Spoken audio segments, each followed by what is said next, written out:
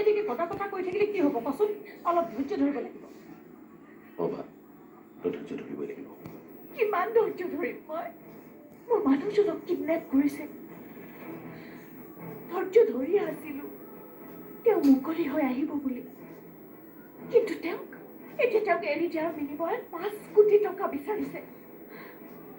এতিয়াও কি মই ধৈৰ্য ধৰিয়ে থাকিব লাগিব ভাইটি কিমান ধৈৰ্য ধৰিম মই নেক্সট ফোনটো নহ'লেকে ক'ত কেতিয়া টকাখিনি দিব লাগে সেই কথাটো নোকোৱালৈকে তই ধৈৰ্য ধৰিবই লাগিব 5 কোটি টকা ইমান সহজ কথা নহয়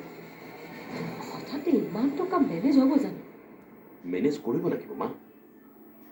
বাইদেউ শিলৰ সেন্দুৰৰ ৰেখাডাল জিলিকাই ৰাখিবৰ কাৰণে আমি যেনেকৈ নহওক মেনেজ কৰিবই লাগিব 5 কোটি টকা কি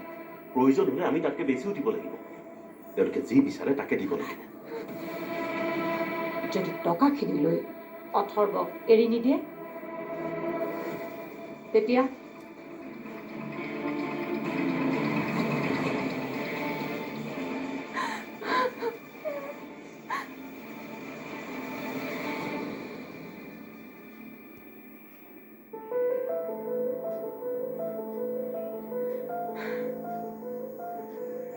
আহিলি মা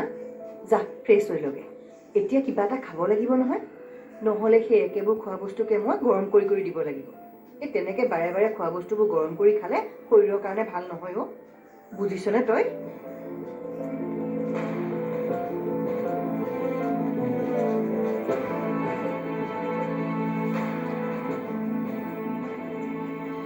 কি হ'ল মা গা বেয়া লাগিছে নেকি তোৰ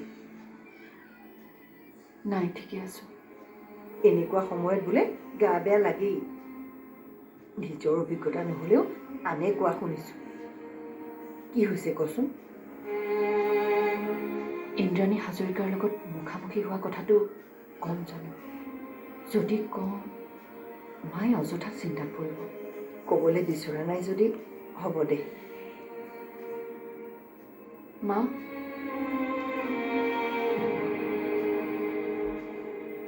আচলতে মই কোৰ্টৰ পৰা আহি আছিলোঁ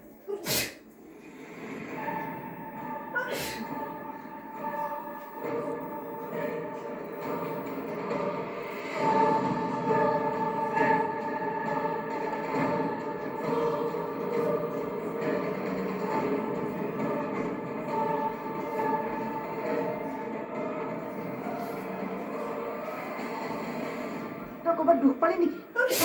বহি লচোন বহ মই ঠিকে আছো কিন্তু গাড়ীখনৰ পৰা কোন নামি আহিছিল জানা কোন ইন্দ্ৰাণী হাজৰিকা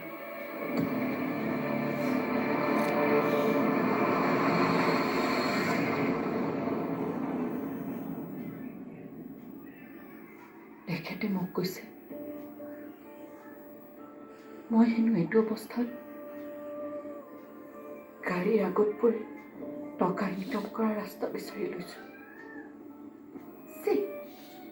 নিজ চিন্তা কৰিব পাৰিনে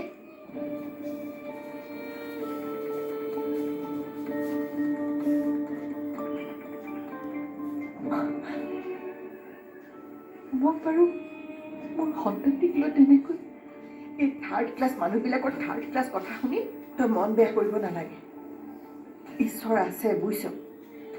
ঈশ্বৰে এদিন তাইক এনেকুৱা শিক্ষা দিব যি শিক্ষা পাই তাই মৰিবলৈ বিচাৰিলেও মৰিব নোৱাৰিব এয়া এগৰাকী মাকৰ অভিশাপ